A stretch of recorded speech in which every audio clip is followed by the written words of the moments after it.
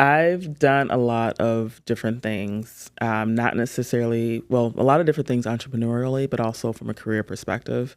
Um, and inside from my kind of career trajectory, being on the corporate side, I've had a number of moments where I played more of a role of an entrepreneur. So seeing challenges that need to be fixed within a business environment, bringing those solutions to the table, selling them in, and then actually spearheading them to get done.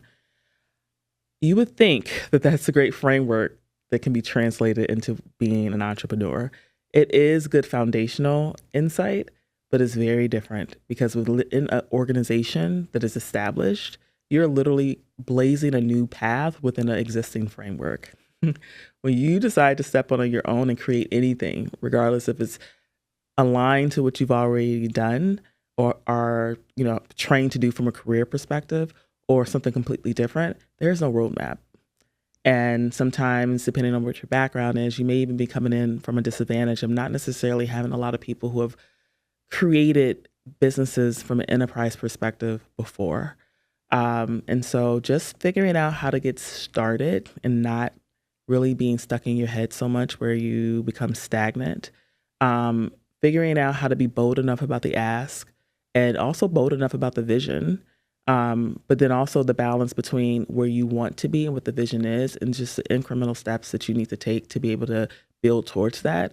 That in itself is like the logic behind knowing what you need to do versus the actual practicalities of knowing or what those steps are that need to actually be taken. And so I would say like the lack of roadmap, the lack of sometimes resources, having to be bold enough to go out and just ask for something, which sometimes you can be, dealing with your own confidence issues if what you have, especially if it's a product,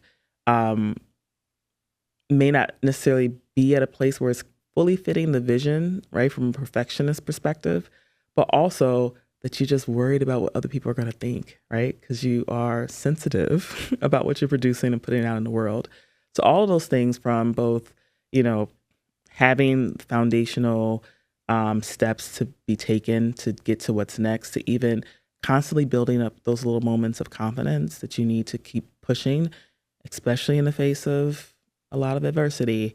I think those are the biggest challenges. And I think that's a lot of the reasons why a lot of people have really great ideas or really great momentum. And if it's not taking off fast enough, they will take a step back and stop right before they get to that last mile.